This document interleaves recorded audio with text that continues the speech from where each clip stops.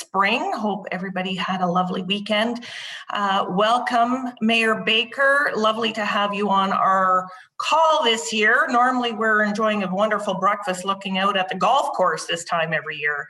So Mayor Baker is the co-owner of the Chamber of Commerce member company, Ketchum Manufacturing, located on California Avenue. Ketchum employs 51 people full-time and sells its manufactured products all over the globe. Jason was first elected to the Brockville City Council as a West Ward councillor in 1997 at the age of 25. He held that seat until 2018 municipal elections, where he ran for the mayor's chair for the first time.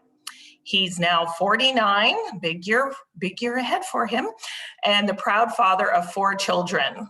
Haley, who's 22, graduated Carleton U in criminology. Liam, 21, who's now graduated from St. Mary's.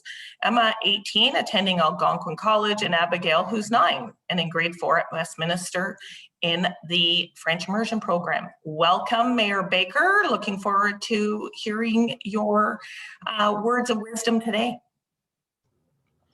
Thank you very much, Keely, and thank you to the Chamber for the invitation again this year to come and address your membership. Obviously, it's a little different, as Keely and Pam alluded to. You know, normally we'd be staring out at the golf course at this point, and I'd be dreaming about getting out there to play around. So everything is a lot different this year, but we're hoping it's going to return to normal quite soon. So I wanted to start our presentation today with discussing COVID. And so if we can go to the next slide. So really at this point, we're all a little fed up with it, aren't we? And it's obviously dominated everything that the city has done in the last year.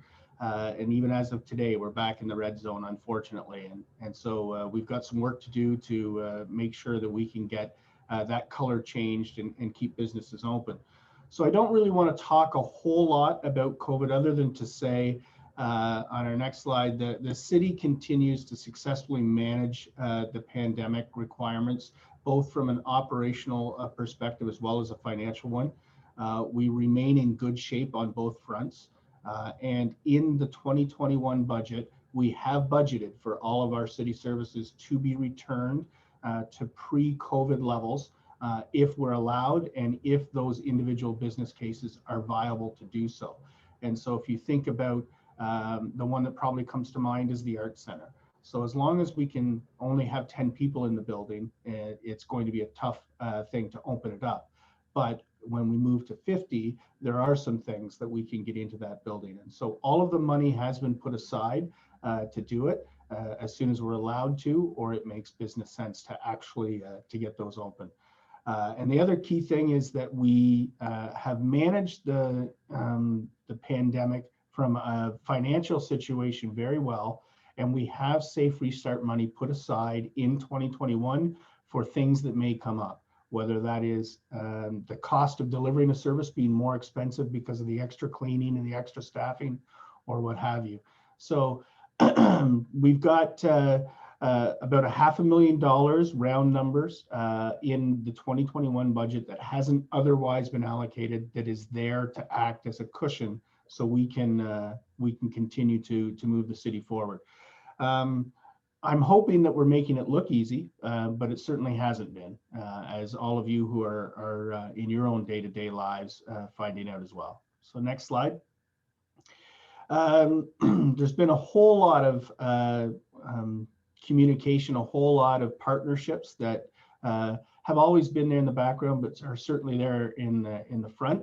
I know that our senior staff and the Brockville General Hospital senior staff are spending more time in meetings than they perhaps ever have before.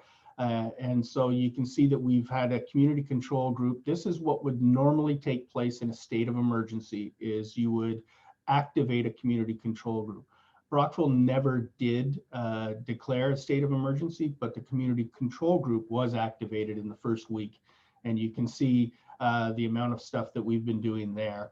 I've also appeared on Cogeco, I think on a bi-weekly or a monthly basis since the start, trying to keep people updated that way. And Bruce Wiley and I are getting to know each other quite well. I think I've been on Bruce's show over 100 times. in the last year, trying to just take questions and certainly present the city's position as we move forward. And council has also approved 4 separate recovery plans as the rules change and the pandemic continues on. 4 different times we've gone to council to approve a recovery plan, including the mitigation strategies that took place in 2020. Next slide. So I wanted to talk today primarily about a couple of things. Council's priorities for the balance of this term, and then a review of the city budget. So there's really 4 key priorities that we have identified that we are yet to complete.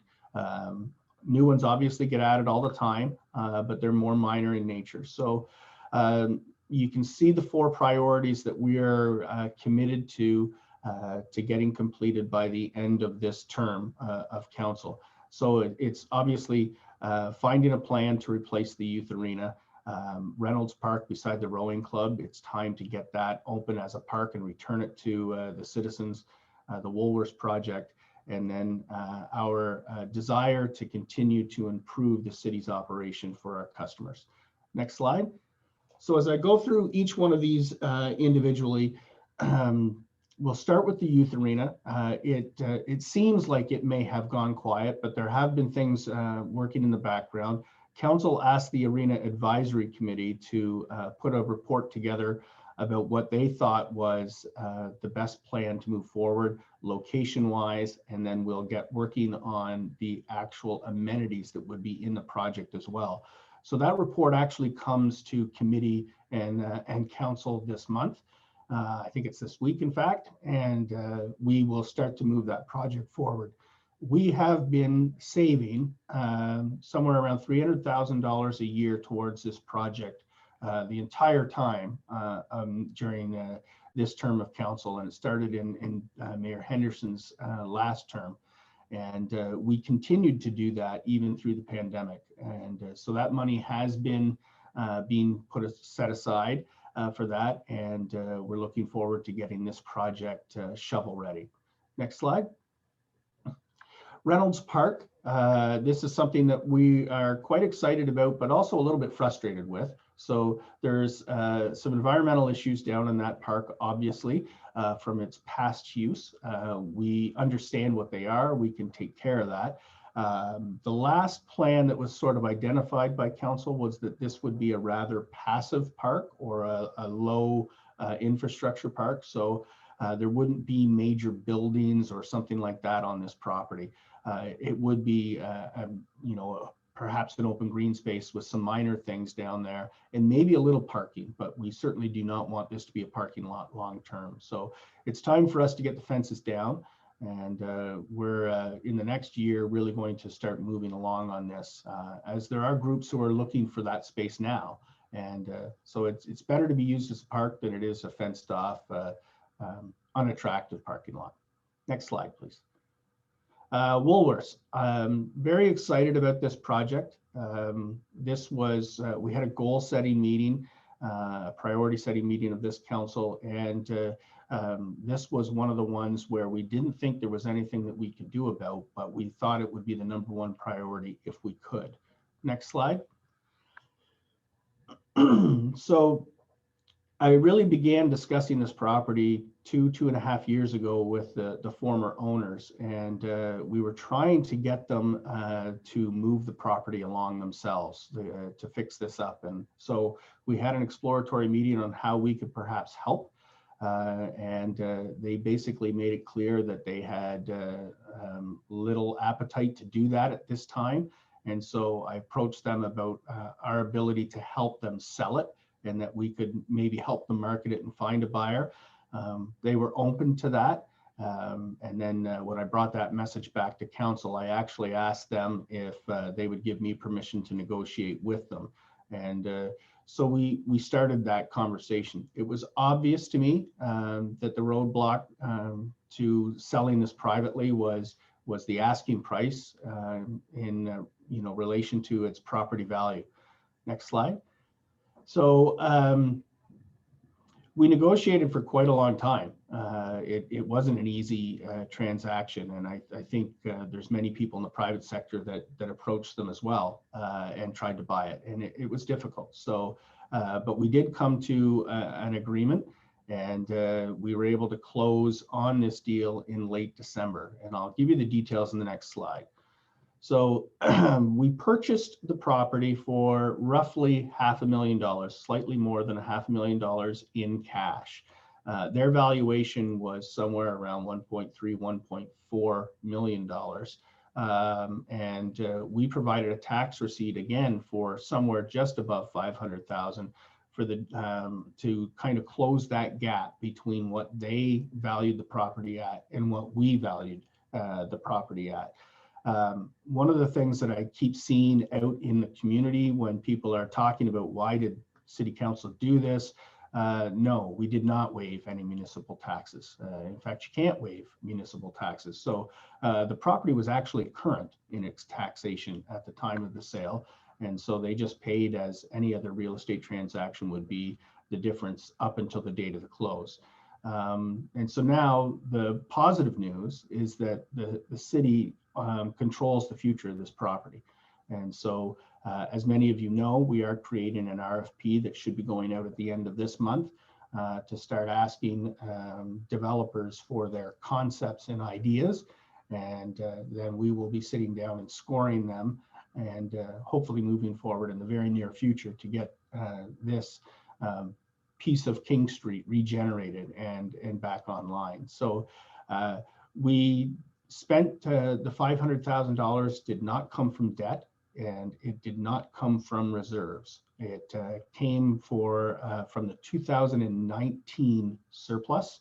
We allocated about $500,000 of that surplus towards it. What we did do for money management purposes was we took the purchase price out of what we're calling the twin pad reserve, because that money was available at the time we needed it. And then we replenished that money when the actual books got closed on 2019. But we knew going forward that was the plan. So we paid for this with cash, no debt, and we think it was a good use of surplus money for the community. Next slide. The customer service aspect. This was one of the things that when I became mayor, I really wanted us to concentrate on. I thought we needed to transition from having a government attitude to having a business attitude when it comes to our customers. So we've been working towards that. We really do want to be a transparent operation. And we want to be responsive to the requests for information that we're getting. And so we had talked about hiring a position in 2021. Council determined it not to be the right time to do that. And the city manager and the senior management team came to us and said, we think there's a way that we can help take a step towards where you want without hiring a position. So that's what we're doing in 2021. And I believe this position will come back next year for another review and look. Next slide. So we're all here today because you're interested in the business community. And so here are some of the barometers that I use to check for the health of our commercial and industrial section. So currently our main industrial area on California Avenue is fully occupied. There are no vacancies on this road, and we haven't been able to say that for quite some time. Obviously, the P&G plant at the end eventually will become vacant. P&G, although they're not producing, still have a lease and are occupying that property for at least another year. And then the property has been sold. It is now being listed again for sale, so we don't know for sure what the future of that property will be. But it has changed hands once, and I know that there are active viewings happening on that site. So as soon as there's something for us to announce, we'll be happy to do so. It's a major piece of the puzzle going forward. The other thing I look at is whether we are able to bring new businesses to town, whether the city has anything to do with the attraction or not.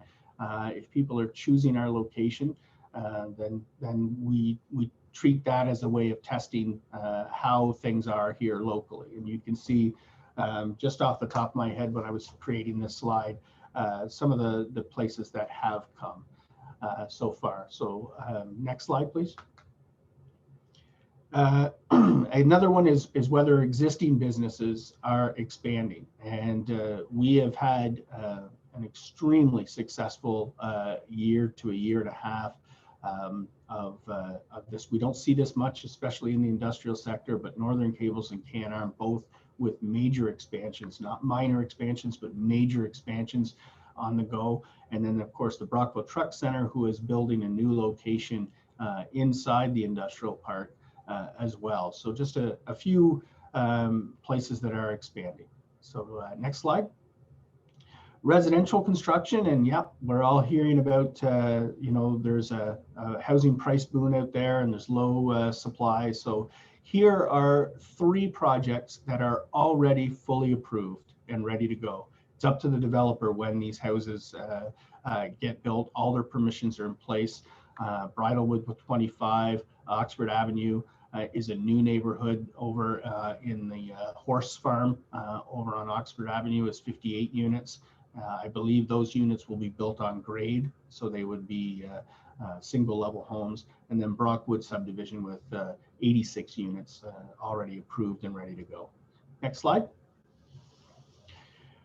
And then again, the commercial sector as well, you take a look at some of the things, the plaza where, you know, the Lee's Kitchen and Popeyes is now full. There aren't vacancies in there. There's a new plaza going in across the street. That's what the big hole is. And as soon as the frost gets out of the ground, they'll resume their build this year. I believe it is a 6-unit plaza. That's going into that. I think that's what Rob Nolan told me when I asked him about it about a year ago. And then, you know, there's some on King Street, you know, the Heather and Crow store opened before Christmas. There's a new convenience store. There's also a new store that sells leggings on the opposite end of King Street. So even in this atrocious time to be investing, there are entrepreneurs out there doing just that. And when they're doing it on King Street, that's especially good news for us. Next slide. So let's step into the budget process. We'll review where we got to and how we got there. We had really torn our budget process apart when this term of council took office, and especially when our new city manager came in. It was one of the 3 goals that we gave her for her first year. What they've done is they've taken every single line item in the operational budget for the City of Brockville controlled departments and went through everything. They did that in the first year and a half. This year's focus was they did that same finite review of the user fee schedule. And so that major piece came in and online in this year's budget. So next slide. This one will tell you a little bit about where we've been in the last 5 years. So 17 and 18 are the last 2 years of the previous term of council. And then 2019 is where we really started to try and wrestle the bear. And you can see, you know, we got it under 2% and we've maintained 2 straight years under 1%. And I have taken a look back through the budget books, and I can't find 2 years under 1% as we go back through the records that I have access to anyway. So we're very proud of that. I'm very proud of this. This was something that many people told us wouldn't be possible. And yeah, you can get to 0 if you don't do anything. We're maintaining all of our infrastructure. We're investing in things that both the city should be investing in, and then additional things that we're being asked to invest in, as well as keeping the tax rate where it's at. So I wouldn't say that we did anything in 2021 that was specific to COVID. Like, there wasn't a whole lot of talk about, you know, oh, well, you know, like it's COVID and nobody has money, we have to do this. This is just the mindset of this particular council, is that we're going to put out the best budget that we can, and the number will be what the number will be. But I believe strongly, and if you do a lot of work and make a lot of good decisions, the result also looks favorable. Next slide. So one of the stated goals that this council had was to increase the level of our reserves. And so if you take the money that was in reserve at one point to pay for the Brockville General Hospital expansion, if you put that aside, all of our reserves will, they finished 2020 with more money than in 2019. And all of those reserves are budgeted to, again, finish 2021 with more money than they started with. So we are working towards that. But there are expenses that are coming out of the reserves. So next slide. So if you take a look at this slide, we had the 2019 surplus of $1,074,000 and all the budgeted transfers. Here's our reserve position. Now, we know that fiscal policy is going to have some payments coming out of it. I'll get to that in the next slide, but it currently sits at $1.8 million. Our other reserves are 5.2, and then we have specific reserve funds that are almost at $2 million as well. So those are all climbing back to healthier levels, and we hope to continue that. But there are some costs coming out of fiscal policy that we have agreed to, and they're on the next slide. So what our latest variance report for 2020, the final variance report, states that we're predicting that there will be a citywide deficit of approximately $350,000. So I can tell you that all of the services, that all of the departments that are run and controlled by City Hall had a surplus of, if I remember correctly, somewhere around 117,000. And then the community partners, and primarily this one is the police department, they had a deficit of about $500,000. So they net out to a $350,000 deficit. That's what fiscal policy is for. The money is in fiscal policy, so we will take it from there once the audited books are finalized and we know what our year end actually is. And then we had two planned expenditures out of the fiscal policy, $50,000 to make sure that we can continue the River of Lights, and then $100,000 one-time allocation to the Brockville Y.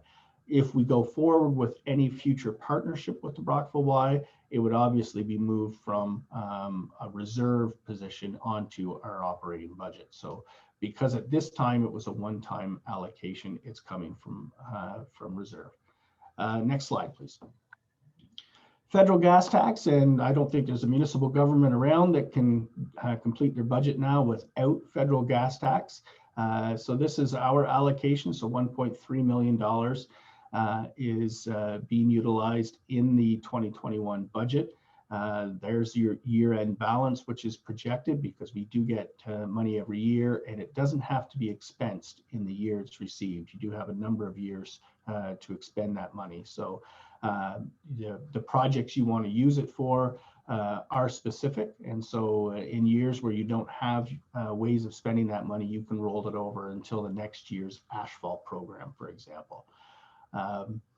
So there's what we're planning to use between the city departments and then our community partners who do get access to it as well, and through our budget. And so on our next slide, we talked about mitigation strategies and things many times in the public, and everybody, including the Chamber of Commerce during the pandemic, came through with some of the mitigation requests that we made. And that was very tough for all groups. I can only imagine what our community partners went through when they were trying to adhere to this request. I know what the city went through, and I know that we had some amazing support and relationships, specifically with our CUPE union, who really helped us in the layoff process and bringing people back online and being flexible about what those people were brought back to do. That was extremely helpful for us to get our people back to work as quickly as we could.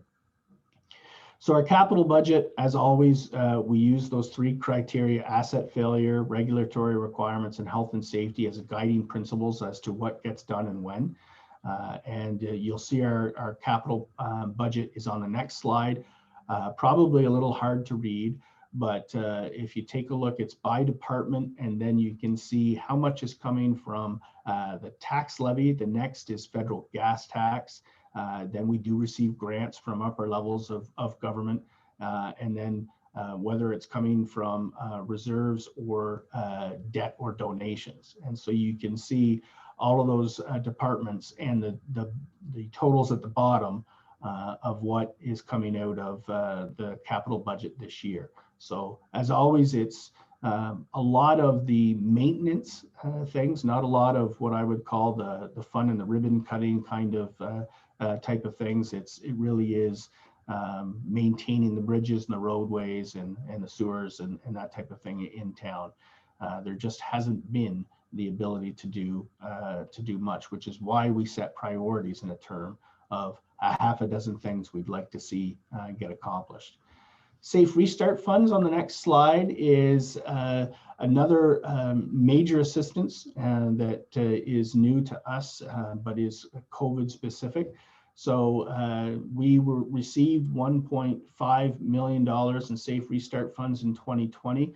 But because we didn't know we were getting those funds and we were well underway to handling our own financial situation, we were able to roll that money into 2021. And that's certainly assisting the 2021 budget, because all the lost revenue that was involved in 2020 still exists in 2021. But we've been able to increase the budget, or to increase the revenue in the budget using Safe Restart funds. It's one of the things that we're using that for. And you can see that the latest announcement was about $329,000 in additional funding. Some of that won't be received until November of this year. So we know it's coming, but we don't yet have it. Next slide. So there's the two phases so far. We were also getting transit money as there's not that many municipalities with transit systems in Ontario. We are one of them, probably have one of the smallest, but we did get a little money for things like PPE and extra cleaning and lost revenue because you couldn't have a full bus, that type of thing. And so here's just some of the things that we were doing with the Safe Restart funds. And you can see it's in the city budget proper, and it's in our community partners budgets as well in some places. So next slide. Yeah, this is the percentage of levy by tax class. So you can see that we still have 61% of our levy comes from the residential tax class. And this is, the mix is really important to the health of your community. So we'd like to see that residential tax class come down from 61% and be more shared between the commercial and specifically the industrial tax class. So we do have a new factory obviously coming online in April. And when you have so few industrial taxpayers, adding one to a capped tax class like the industrial class, it certainly will pay dividends to everybody else in that class, but it will also start to change that mix between 61%, maybe down to 60%. And that way the burden isn't being shouldered by some of our most delicate taxpayers. And the next slide. So here's what you're looking at in the assessment values between the residential and the commercial. So this is the difference in what an average person would be paying if there's no change in assessment in their property. I know we can all chuckle at that, no change in their assessed value, but so roughly it's $25 on a residential taxpayer, $100 on a commercial taxpayer is what they would pay based on our past 2021 budget. The increase in assessment as the province and MPAC begin their reassessment round is something that we have to pay a lot of attention to. So somebody who believes they were living in a $200,000 home, and then all the homes around them are in bidding wars and being sold for $400,000, that change in their assessed value by MPAC could have some serious consequences to a residential taxpayer. We have to watch that very closely, and we have to hope that MPAC gets it right, because they don't always get it right. And last week there was a headline in a story in the paper about basically an $850,000 approximately hit that the city had to take because somebody who had challenged their assessed value. They won their appeal, but it took 10 years to have it heard. So we saved quite a bit of that $850,000, but that also was a contributing factor to the money management side of our budget this year. So our tax levy breakdown on the next slide. It talks, this is the 2021 budget. So the city operating levy went up by 1.17%. The capital program went down by 20%. Now, people might think we just got to 7.73 by canceling our capital program. I would ask people to remember that there was a number of capital projects in 2020 that could not be completed. All of those will be completed this year, as well as numerous capital projects we've added for 2021. We would have added more had we had the capacity to complete more capital projects. So this meets our capacity to control and operate the capital program this year. So our community partners came in at 1.67%, pretty good. And so when all is said and done, we got to the 0.73. So on the next slide, it kind of breaks down some alternate funding sources.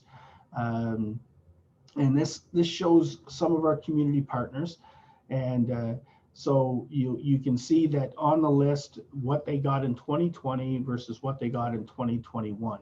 And, you know, it's, again, you're looking at, in a lot of cases, and if we take the library, for example, it's a volunteer library board who's there to offer an excellent library service. And that's what they're there for. That's their mandate. But to do so, and to do so within the financial constraints that we're asking them to operate, can be pretty tough. And there was some very tough decisions made by specifically that library board in 2020 that needs to be recognized and appreciated, because if you can imagine, we all volunteer with our kids' sports teams or something like that, but to go and make some tough decisions about staffing and that type of thing as a community volunteer, it's not what anybody really signed up for, and they got handed that task this year. So it needs to be acknowledged that we've got some excellent community partners, and the boards that are operating them there are certainly there for the right reasons. So continuing on, you can see here where we've used modernization money and safe restart money and federal gas tax money in with the community partners. So modernization money was money that was given to us by the province before COVID happened. And the city of Brockville basically contributed half of it to county-wide projects that we could find that we could further partner on, and we kept half for ourselves. One of the projects that did get passed at the county level was to bring Wi-Fi into St. Lawrence Lodge, which would help the residents stay in touch with families who couldn't physically get to them. And it also enabled the prescription program with the pharmacies to run much smoother with less staff time needed. So I won't go through the list. I'll certainly make sure the slide deck is available to the Chamber of Commerce if anybody wants to go through the numbers with a little closer. But just to recap the budget, we certainly did have COVID conscious plans. We talked about maintaining that zero-based budgeting mindset, and that the budget would be built. Every service would be rebuilt every year to see what still makes sense, what's still required, and how things can be done differently. We wanted it to be responsible. We certainly wanted it to be transparent, and we found a way to get it under 1% for the second straight year. Slide on economic development, because I know it's of interest to this particular group. Leslie White, who many of you know, has been employed by the city of Brockville for many, many years. She was reassigned into the economic development team. Her focus is on existing businesses and retaining them, helping them access programs and services to help keep them successful. And we have a modernization task force, which I referenced in the last slide, at the county level. So there's a group of 13 municipalities there. There's a pot of money that we're working from, and we're looking at everything between the potential futures of our fire departments to shared purchasing and other elements, waste disposal. All of those things are being discussed at a high level at this point at that modernization task force. I was asked to represent the separated municipalities of Gananoque and Prescott at that table. And then there are I think there's three members from the county's group of 10 municipalities. St. Lawrence Economic Corridor, this is a group of 7 municipalities along the river between Corinna Smith-Gatchke, Leeds and the Thousand Islands, and Patsaya in Edwardsburg Cardinal. So we sit at this table, we have for a few years now. I think the budget allocation from the city of Brockville is somewhere around $80,000 into this pot. And this is purely for employer attraction. So they're out there making contact with companies who are looking for places to relocate. And so we're doing a lot of outward bound marketing and attraction through that model. The SLX test model, which we just approved in the budget, it's a 2-year trial where David Beatty and his group would be looking to attract employees to move to Brockville. And it started out as a plan where they would have, they'd be attracting remote workers. So people who would work in Ottawa or wherever, but didn't have to attend an office. So they were going to sell the quality of living in Brockville. And they are transitioning a little bit in that they're still going to do that part, but they're also looking to bring specific employee skill sets into town that are lacking. So this group estimates that there are about 700 jobs currently not filled in the direct areas surrounding the city of Brockville. Many of them skilled trades. And so they're looking at doing a multitude of marketing programs to help attract that. So what interests the city council about this is you have the corridor doing a specific task, city's economic development doing a specific task, and now SLX doing a third specific task. So if we tried to staff all of that, all of a sudden the budget would be primarily being spent on wages, and being able to use contractors, we're able to focus more money into the programs themselves. So they're trials, and anytime it's not working, the city of Brockville has many options in front of them about pulling that all in-house if needed. So just some other points to touch on. We instituted community reps sitting on our standing committees. We promised that once it got off the ground, we would make the opportunity public. We did. For all the people who complained to me the first time that they didn't have a chance to apply, there weren't that many applications, about a dozen. And from that pool, we selected 2 men and 2 women to represent the community on our standing committees. So an effort to increase the connection between city council and the people we serve, as well as increasing that level of transparency. So we have been having many Zoom meetings, and the one thing about it, I'm happy not to have to drive to Peterborough to sit on the mayor's council, as we were doing periodically, but now we do it via Zoom.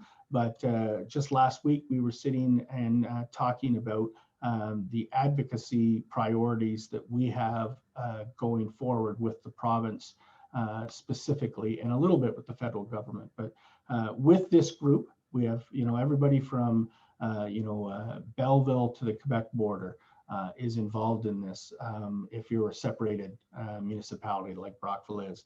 And so it's a large group which puts us into the same area as the big city mayors. So individually, we have small voices. Together, all of a sudden, we have a voter base that can command a meeting. And then the homelessness and addictions issues, it's all over the community right now. It is an issue. The one thing that we have to be very cautious about is that it is not a Brockville municipal specific issue.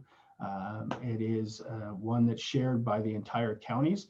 The social services programs are administered through the counties, and so the solutions should be discussed and found at that body as well. So although Brockville might be the home of some of this right now, they don't all come from Brockville or live in Brockville before they get into these situations. And so we're looking for a regional solution. And there's been some very good discussions going forward. A lot of positive steps got taken over the winter. And certainly the city of Brockville is eager to continue those conversations and programs. So that basically is it for my presentation. I know there were some advanced questions, and I'm happy to attempt to answer them and any others as we go forward. So thank you very much.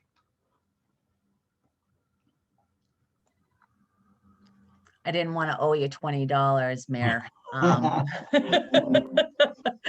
I love it when I watch the committee meetings and council meetings, and I wonder what that pot would look like, because there's a few of them that forget to take that mute off. We're going to have a heck of a kegger when this thing is over. So that's right. Definitely a big celebration. Thank you so much. Great update. And a lot of the things that you touched on was part of the advanced questions, which will be very, very helpful. And congratulations to city staff and to council for having such a great, 2 years of decreased tax increases. Phenomenal, especially with the year that we've had, So as we go forward, there was advanced questions submitted to the chamber. So we'll just kind of go through them, and I'll be conscious of time too, because I know that everybody's quite busy. Would like an update on the city's position with the St. Lawrence Corridor Group. Can you please elaborate on which companies we have attracted, and as well as which ones we are hopeful will be moving in the future? Yeah, I think one of the things that I'm going to ask is I'm going to have Charlie Migno, who is our coordinator over at the corridor, to come to council and give an update and a presentation. He'd be more than willing to do so. He can talk a lot better than I could about the companies that they are working with. Some of it is certainly confidential because they haven't been landed yet, but there have been some success stories, and those success stories are sometimes shared with Ann Weir over at the counties, who, everybody is working towards the same goals. And some of it, are shared with our own city economic development office too. So they work in partnership. We're trying to make sure that that partnership continues to evolve and improve. But there have been some success stories. There is, and I think it's Weatherhaven is the name of the company that is up in the old SCI plant.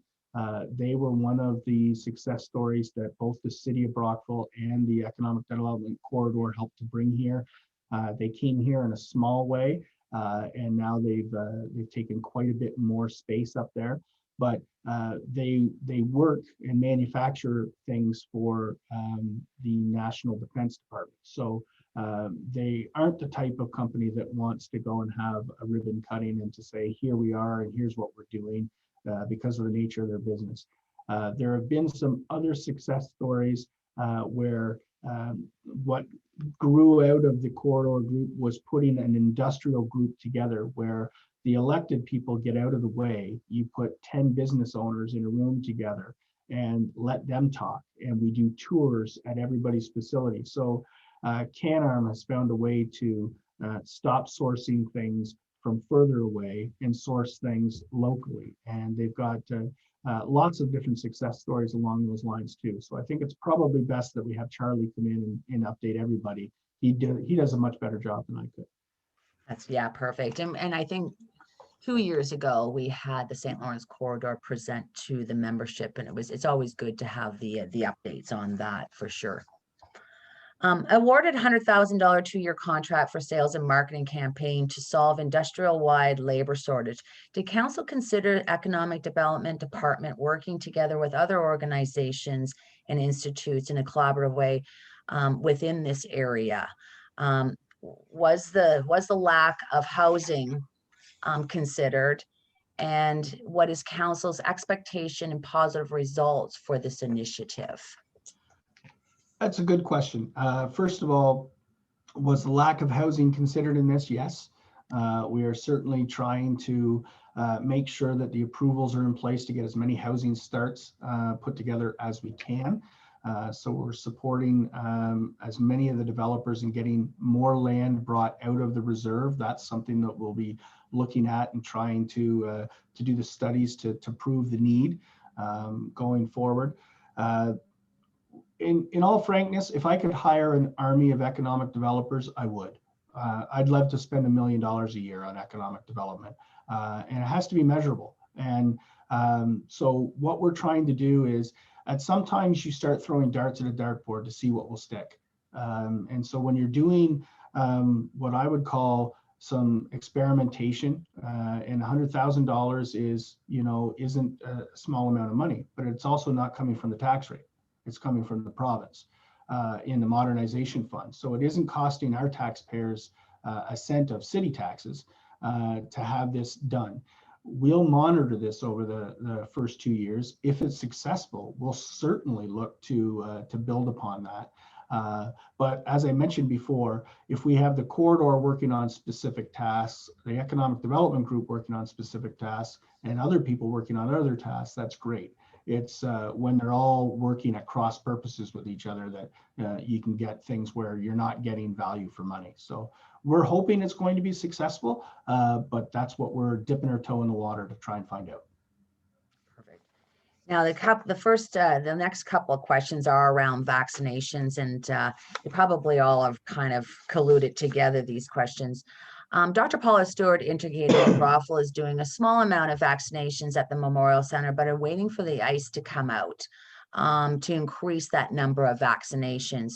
So just wondering when the ICE would be coming out, or maybe it's already out, because this question came in a couple of days ago. So first of all, Dr. Stewart is waiting for vaccines, not for the ICE to come out. Okay. So it's they're tied in a vaccine shortage. They're also trying to get their people trained and get organized. They were perfectly happy with our original time frame, which was to hand over the Memorial Center to them on April the 1st. Their current plan was only to open on April the 5th. So they wouldn't even be ready on April the 1st when we handed it. So yes, as of last night, we turned the compressor off at the Memorial Center. So today and this week, the ICE will be coming out, and we hope to be able to hand the building over to them earlier. Whether they can make use of it earlier or not will be up to them and their readiness, but vaccinations will start to pick up here in the city of Brockville when the supply gets secured. Yeah, so that I won't even allude to the next question, because it's basically, when we're ready to go. It all depends on the vaccination coming into our area. Yeah, we offered them, the youth arena has been empty all year. We offered them the youth arena, we've offered them the arts center. They really liked the idea of the Memorial Center, and they thought the timing of the availability works with them. The one thing people have to keep in mind is you can't heat an arena. The infrastructure to heat the arena isn't there. So it's going to be pretty chilly in there the first couple of weeks of April when they are vaccinating people in there. So it's easy to cool the building. It's not easy to heat the building. And then the flip side of that is I used to play ball hockey and things in the middle of the summer in that building in July and August, and it's going to get a little tropical in that building. So fans, I think, are probably easier to bring in. So it'll be a bit of a challenge. This is such a large scale rollout of vaccines. I can't imagine what's involved in the logistical planning of it, but they're working towards it, and anything they need from the city of Brockville, they will have. They've already been told that. That's awesome. Yeah, and we see that Kempfel's been doing lots of vaccinations the last, so it'd be nice to have that roll out in Brockville, for sure. We're all hoping for it, that's for sure. The city received funding for recovery. How are they using this for business in Brockville that that have been the hardest hit over the last year? Is there any Well, plans? there are limits to what we can do around taxation. So you can't forgive it. You have to collect it once you've levied it. But we can do things about extending due dates, going with interest-free periods, which of course we did all of those things in 2020. Report is coming forward from staff, I believe in April, to the standing committees with other ideas and concepts of what we can do for 2021 going forward. We understand that even if the pandemic ends in 2021, the recovery for businesses from the pandemic will not end in 2021. So we're in this for the long haul as well. And one of the things that we're trying desperately to do is the one thing we can control is how much money we ask from people to spend. And we started there, but we will listen to any and all ideas on how to make things better for people. Like the certain small things we did last week about waiving all of the patio license fees for bars and restaurants who have patios, to allow them out onto the street earlier, to keep them out on the street longer, and that type of thing. So if people have ideas, certainly contact a counselor. We're waiting to try and find things that we can do to be of more assistance. Great, thank you. And I appreciate that. We did send a letter, our advocacy group sent a letter to council, and we appreciate you taking the time reading our letter, putting it into council's correspondence, and actually suggesting of the patios, moving that forward, and hopefully tomorrow will be passed by council. So we appreciate that for sure. You did allude a little bit on to the housing and rental thing, so I won't get to that question. And also there was a question about homeless shelters, but I understand you did indicate that in your presentation about a whole joint services. We're seeing it more prevalently in our community more now than ever. So we see that there is a problem. Is there a long-term plan of that? Would it be a coordinated effort, Mayor? Yes, and there are some things that are not my announcements to make, but there are some what I consider positive things that have been agreed to, have been signed, and are going to happen. I'll just leave it to the individual groups that are running those to make those announcements when it's appropriate for them. But this file is discussed every week amongst the mayors, and we won't give up on this until we are making some strides towards making things better. There are some things specific to Brockville that, again, have been agreed to, but they're not yet in a position to announce them publicly. Perfect, thank you. And the last question that came in advance, just for timing, and you've probably seen this on social media, this all has just come up since the snow has been removed or melting. About the homeless encampment by the Galaxy Theater. It needs to be cleaned up. It's not a very welcoming look when you come off that exit 696, that's for sure, for, you know, tourism and business at alike. Is that the responsibility of the city, and how can we get that kind of cleaned up in an organized cleanup effort? Not sure specifically if it's the city's responsibility, but the city's going to do it. So we talked about this last week when somebody forwarded me the pictures that were on social media. I think I likely had the same reaction that everybody else did. I contacted Phil Wood and city management. I know they've put it into their schedules to have it cleaned up. I couldn't speak to whether it's been done. I haven't gone and looked, but it certainly will get picked up by the city of Brockville.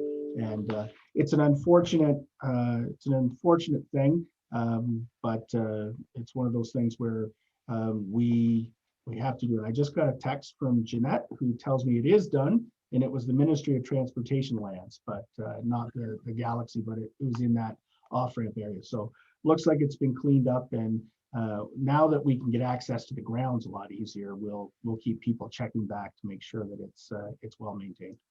Yeah, it just got brought to us last week too, just on that business side, pulling off and go, wow, so that's great news to hear. And we didn't know whose property it was, especially being so close to the 401. Mhm. Yeah, So, it's certainly an unfortunate situation. And when I had a number of landlords who tell me, because they listen and they watch things that are said, and it sometimes isn't just as easy as finding them an apartment to rent, because the situation you saw there can be brought into somebody's investment property, and that's never something that they want either. So it's a bigger problem to solve, and it's going to take a lot of, like, if it was easy, it'd be solved by now worldwide. So but we're going to dip our oar in the water and try and help as much as we can. yeah, exactly. Absolutely. It is an unfortunate circumstance. So I will open it up to anybody just in the presence of time. We're close to 10 o'clock. I know that we have some media on the call too. So is there anybody that would like to ask a question? If so, just open up your mic. You have that ability. Yes, hi, Juan Zajac here from the Recording Times. So is my audio working? Can people Yes, it actually? Okay, good, right. Just wanted to clarify, Mayor Baker, you said the industrial park is full. I'm assuming you're referring to the stretch on California Avenue? Yes. So there are no vacancies on California Avenue other than the incoming one at P&G. And I was wondering if you could elaborate more on the situation. You're saying they sold it to another buyer, and then that other buyer is now putting it up for sale. Surely that would delay your economic development office's efforts to try and find a tenant there if there's uncertainty about its ownership. Can you just maybe elaborate a bit on that situation? Yeah, I know economic development is in contact with the agents for the current owners, and they're a Toronto-based numbered company, and so I met with them. It was actually the very first meeting I took as mayor, was this agent coming in saying they were going to buy the P&G plant. They told me that what they were going to do with it. And I thought, this is great. I'm going home for the rest of the term. The biggest challenge has been fixed on day one. So we were a little surprised when for sale signs went back up. And now we're trying to find out what the current plan is. I don't think the owners have walked away completely from the idea of developing P&G themselves, but I think because of the situation, they're looking at options. So so that's about all I know, quite frankly. So from there, we'll stay in contact with them, and as we would have before with P&G, we will certainly help facilitate the owner to either make use of the property or find somebody who can. How long ago did operations cease and P&G divest itself? I think it was just I think it was just a couple of months ago, just before Christmas. I think the last shifts were in there producing, but they have a long way to go to decommission the building and take out the proprietary pieces of equipment that they don't want others to have access to, and that will take some time. In fact, I believe there's an auction today that the P&G is handling, where they're selling off lots of little assets that are over there. So they always said that they were going to take about 2 years to move out of the building. So they signed a lease agreement with the current owner of that building, which met the timing of the current owner to move into the building, as they needed some time to get ready. So that was the official plan that was tabled with my office, and if it's changed, I'm not familiar with what their plans are going forward. Okay, and I guess last question here, a related issue perhaps. Do you have any idea what's going on at the former Abbott Labs? I mean, I'm taking it that Canadian milk manufacturing is now off the table because of our souring of relations with China. Do you know what's going on there? Well, they're in there. They're operating. I know that they're leasing some of their space in there for warehousing, I think, at this time, but they are waiting and attempting to get both Canadian and Chinese licensing to import into China and to export here under our food rules. So I think it's safe to say that perhaps they didn't understand the regulatory side of producing food in Canada, and that's been a challenge. So I know that we're in regular contact with them, and every time we are, it's yes, we're moving forward. So until they say something different, that's the line. So they're still planning to operate, and I guess waiting for a thaw in relations, maybe, or because there is that whole issue of Canada-China relations right now. There's no doubt complicating that in addition to the regulatory stuff, right? They've certainly never mentioned in any call with me about relations between the two countries or the two mics or anything like that. I don't know whether I won't put Les on the spot. If I can see Leslie on the call, if we have any other information, I'll certainly follow up with Leslie and Rob, and we'll get you something if I've said something wrong. But they don't always talk to the mayor's office. So Okay. Thanks very much. Appreciate it. thank you. Thanks, Ron. Does anybody else have any questions? Well, I guess we exhausted all the questions today, Mr. Mayor. So that's good. And thank you so much for your time today, Mayor Baker. Really appreciate the update. Always do every year. So with that, in closing, once again, like to thank our sponsor today, City of Brockville, and our partners, Chamber Group Insurance, 104.9 Move, 103.7 Bob FM, and the Recorder and Times. And just to update you on a little things that I know I'm on the radio every week and updating people of what the Chamber is doing, but we have 5 golf tournaments planned for this summer. First one starting in May. It is all COVID safe. Hopefully we don't go in lockdown now that we're in red, but we have made all these events COVID safe. So first one's May 17th, second one is June 3rd, July 12th, August 16th, September 18th. 4 of them are at Sunnydale's Golf Course. One of them is at Country Club, and our AGM March 30th at 9 a.m. So just take a look at our calendar of events on our website, because there's always things happening.